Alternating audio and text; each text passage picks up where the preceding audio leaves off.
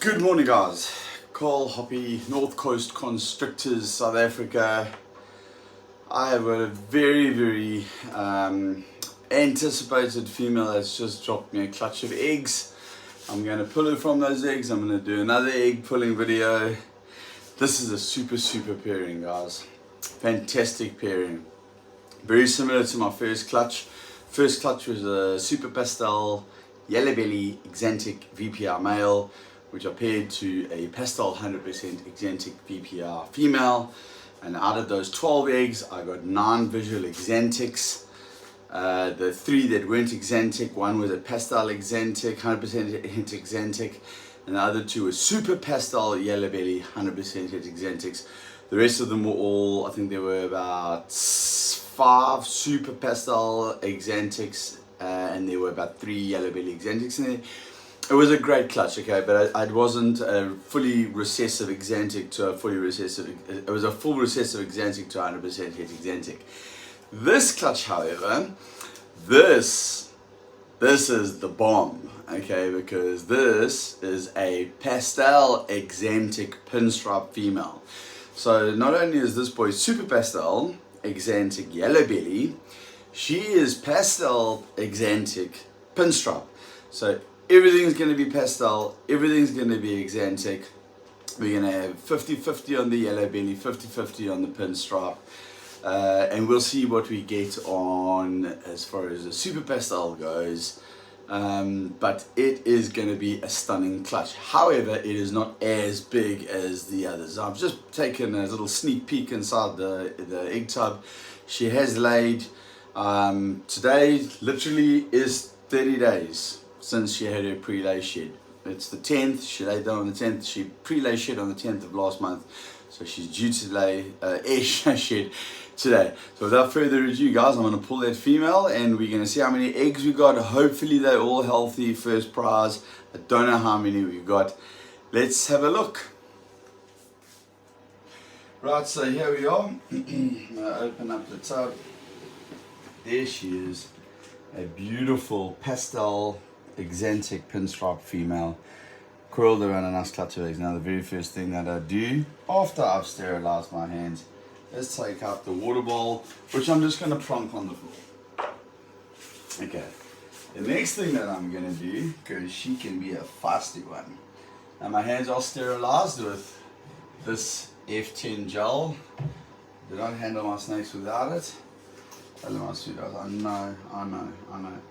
Like I find that just by touching them on the head like that, they get pretty okay. Oh, it's not a big clutch at all. Hold on a second. She's still egg bound. 1, 2, 3, 4. Not egg bound. She has still got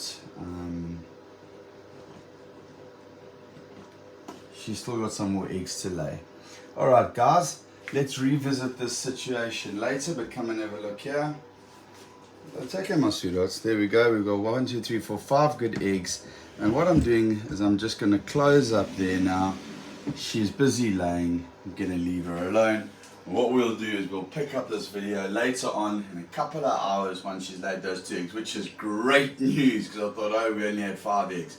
Looks like she's still got 2 more inside her, possibly 3. So, well, join you again in a few hours. Okay guys, so we're back. So it looks like she has finished laying now, definitely.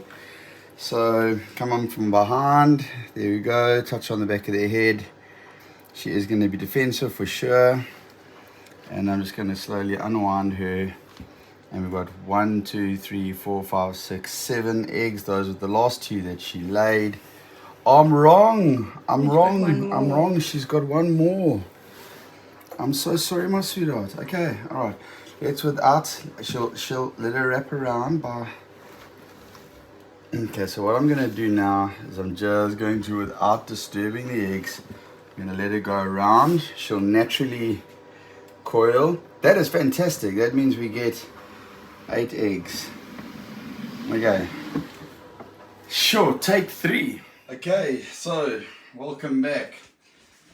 She has now laid all her eggs and she's very snappy. I've already taken a bit of a bite there. I have cleaned it up a little bit. Okay, She's ready to rock and roll. So what I got to do now, come on Goody.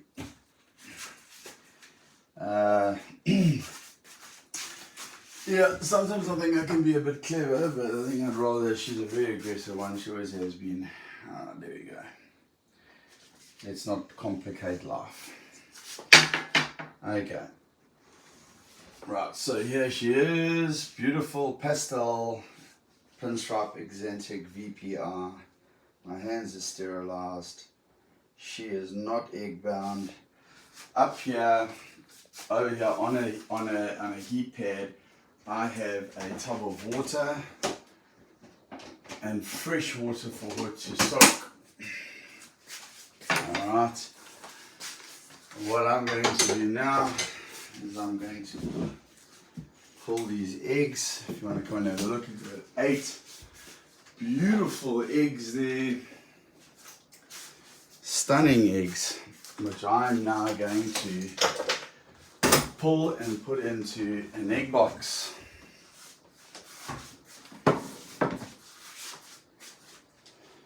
So here is my egg box. It is already set up. I just want to make sure temperature is right. Temperature is a little bit warm, to be honest, but it'll cool down. So what I'm going to do first now is I'm going to candle.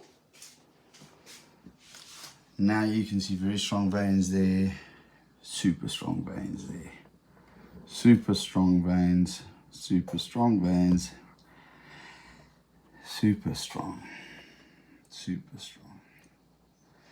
Well guys, we've got a beautiful, beautiful clutch of eggs there.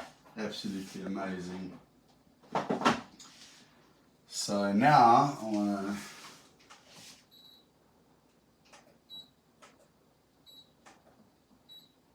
you see this sitting at 33.6, which is the coolest at the moment. What I did is when I set up this egg box, and I'll just do this little quick info for you so that it can cool down a little bit because I've had it in the incubator. I use vermiculite, and I've got a hole on each side of the tub so that the tub can breathe. And I use a 2-to-1 ratio of water to vermiculite, so, and I do it by weight. So this is an 8-liter egg box tub, just a normal Tupperware you can buy from any Tupperware store. And I put in 350 grams of vermiculite, and I put in 700 grams of water, which is a 2-to-1 ratio, grams, not milliliters. And the reason why I do that, a lot of guys do 1-to-1 ratio, and I've explained this on a lot of videos, and for those of you who are watching and have seen that, they're going, Carl, why are you repeating the same shit? It's because some people are new to my channel. Okay, so I do a 2-to-1 ratio because we want 100% humidity, and a 1-to-1 ratio is fine if the box is airtight, because then no air can escape, there can be no evaporation. Now because I put holes in my egg tubs, I like the egg tub to breathe. I want air in and out, but because there's air holes and it's not airtight, it means there's going to be evaporation.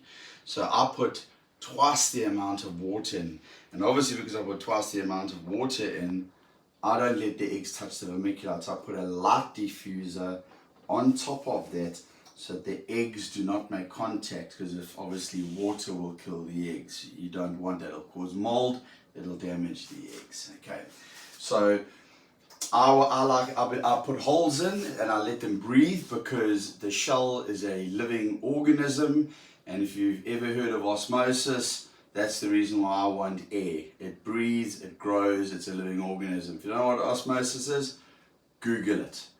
I don't know, I'm not going to explain it to you. This, guys, please, as I've said about 100 times in my videos, is one of the ways to incubate. There are guys that do it differently to me. It works, they do it well, they're 1-to-1 ratio, airtight, press and seal, cling wrap over the top. Some guys put the egg straight onto the vermiculite, don't use the light diffuser. I'm showing you my way at North Coast Constrictors, and so far, since I've been doing it my way, I've got a 100% success rate. Not saying much because I'm a new breeder. However, new breeders make the most mistakes. And as a new breeder and doing it this way, at my second season, I'm having a 100% success rate so far incubating this method. Okay, I had good friends of mine telling me I was an idiot and that I'm stupid and I shouldn't be doing it that way. It's not necessary. And I just said, okay. I've had other guys go, hey, great, do it that way, perfect. What you've got to do, guys, is sometimes you've got to, even though the other guys do it a different way and they do it perfectly and it works well for them and it's not the same as yours, sometimes you just got to do what works for you. And where I live and where I am with my humidity and my temperatures and my setup, this is what works for me. Okay, so I'm not saying anybody else is wrong. I'm just saying that this is the way I do it and this is what works for me. Okay, I'm not knocking anybody by any means. I'm just saying, guys, this is how I do it and this is what works for me. So what I'm going to do now is I'm going to take these eggs and I'm going to place them, maybe if you just come around over here. Now the egg box is pre-set up. I incubate my eggs at between 30.5 and 31.5 degrees Celsius. I do not allow them, I will not allow them to get my egg box, the temperature inside the egg box, to get higher than 32 degrees Celsius. I do not incubate at 32.5 degrees Celsius. Some guys say it's fine, it's safe. But you must understand, and we've got an egg stuck here, one or two stuck on the bottom here, and that's okay. You must understand, guys, that an embryo, especially on a freshly laid egg, an embryo, once the temperature inside the egg box reaches 33.3 degrees Celsius, that is when an embryo will die. Okay, what I'm doing is I'm looking for substrate. Alright, these were already separated and they're off. They are attached together. I am going to leave them attached together. I'm placing them in such a way that they are away from the wall, the egg box wall. Okay, this was separated. I'm going to leave it separated. Okay, so guys, that's what I'm saying. I'm leaving nature as it. I'm not going to separate if I don't need to separate, but I am going to take any substrate off that could possibly cause some kind. My hands are fully sterilized, guys. I don't do any handling of the eggs or the female without disinfecting with my F10 hand gel and then making sure my hands are completely dry afterwards. Okay, so we have got 8 stunning eggs here. I'm just gonna see if I can get this into a more suitable position. I think that might be alright. Just check it out here. See if I can do a little bit of manipulation just so that it's even better. And that's, well, that was about to come off, so may as well.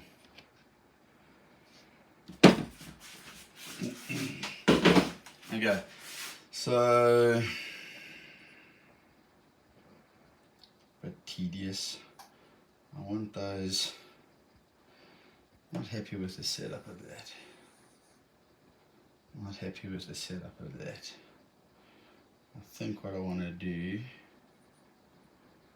is move this down to here, like that, and I'm going to put that egg over there. And then I've got a pretty evenly spread. That's much better. Okay, but what I'm going to do, I've got it already prepared here, is I've got sterilized little plastic. Now these are from the light diffusers. When I cut the light diffusers to size, I use these little offcuts here to stabilize my eggs. So what I do is I push them into the vermiculite, and it'll stop the eggs from moving. Well, at least the ones that aren't stuck together. So these three here for sure have got to be. And what I'm going to do is I'm going to move this one a little bit closer. Well, let's stick that in one first. Move that one closer. And stick this in here. Okay. Alright guys, that's to stop this from rolling around, because you know, I'll open up and close the tub a couple times when I want to take the condensation off the lid of the tub, and when you move that around, the eggs can roll, which you don't want. So any loose eggs, good idea to have them. Some guys use plastic clothes pegs, some guys use straws. And there we go guys, what we have here are 8 healthy, stunning eggs. The sire was a super pastel yellow belly exentic VPR, and the female was a pastel pinstripe exentic VPR. Okay, so what I'm doing now is I'm just kind of candling for the embryo, and I'll just mark. They're not going to roll because I have marked them.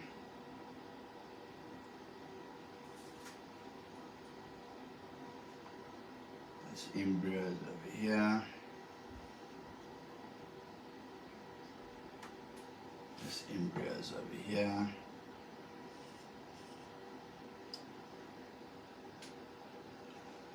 Oh, she did a great job laying. Made my job so much easier.